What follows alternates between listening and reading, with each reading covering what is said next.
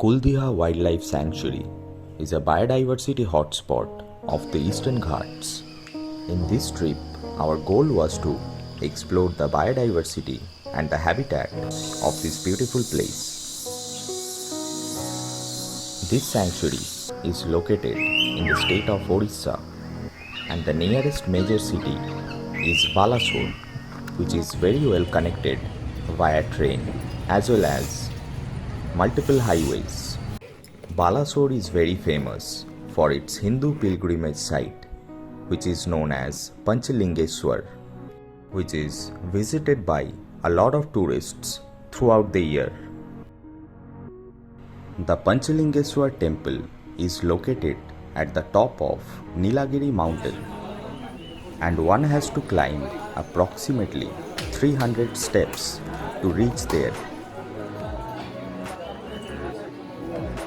The city of Balasore has multiple small mountains and beautiful habitats which are suitable for wildlife photography and birdwatching. Our hotel was only 5 kilometers away from the famous Panchalingeswar temple. The room, the bathrooms were very clean, and the accommodation and the food was decent.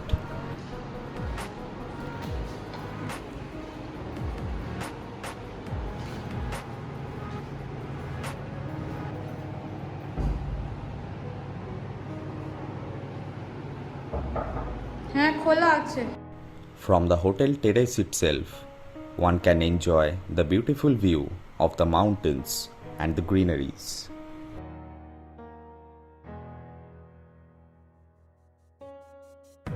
The next morning, we left hotel around 6 am for Kuldiha, which is around 30 kilometers from the hotel. After about 40 minutes of drive, we finally entered the sanctuary, and the first wildlife was waiting for us, and it was none other than the beautiful Malabar giant squirrel. These giant squirrels are only endemic to the Indian subcontinent. So we are inside Kuldiha right now, and everybody is busy clicking the Malabar giant squirrel. It's a beautiful creature, no doubt, and we are really enjoying the forest as of now, and hopefully, fingers crossed, we are really looking for the Malabar trogon as well. Not sure if we'll get it or not, but yeah, we'll try our best, and I'll show you around. The habitat is too good. Beautiful place. And this is our car. So let's explore more and see what we can find. We started going deeper in the jungle, and we headed towards the Kuldiha forest rest house, and on the way itself we found whole lot of wildlife. The first bird that we encountered in the sanctuary was a white-rumped shama, which is very common in this place. We also came across a lot of rock agamas, which is also very common in this place. After reaching the Kuldiha forest rest house, we found a black-necked monarch busy building its nest.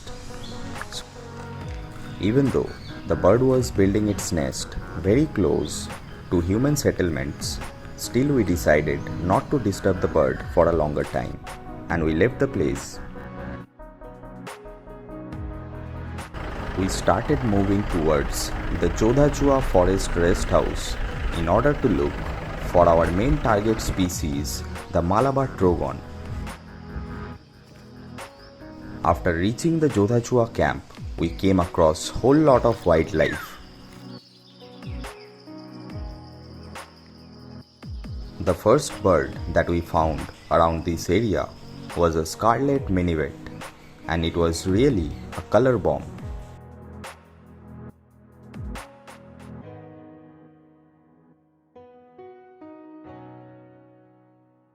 After that, we found multiple ruby-cheeked sunbirds in this place, which gave us a very good shot as well.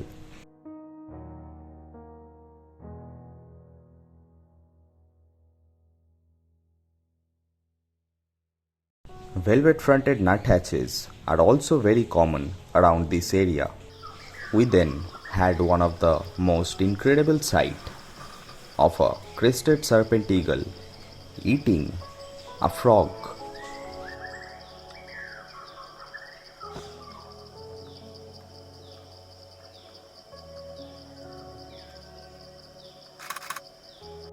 We also found a pygmy woodpecker in this place. However, it did not allow us to take a nice shot. So we didn't had much luck with the trogon. However, we had a great time over here. So we are at a waterfall right now.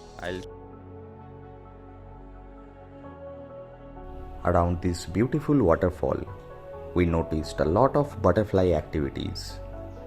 And also, we heard the call of Indian scimitar babbler and puff-throated babbler in this place. However, we left the place early because we wanted to try for the Malabar trogon one last time. So we wanted to explore the habitat at the back of Rissia Dam. The landscape of Rissia Dam was absolutely beautiful. Upon reaching the place, we looked for the Malabar trogon. However, we could not find it. However, we found multiple Indian Pittas singing in the forest.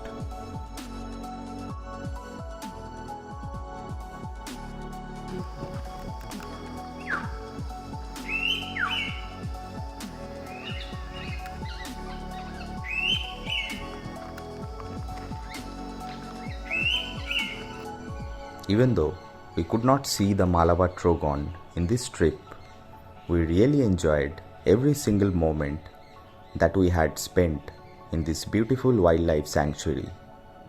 And since we missed the Malabar trogon, we are going to come back to this place definitely again. If you have enjoyed this video, then I'll request you to please subscribe to the channel.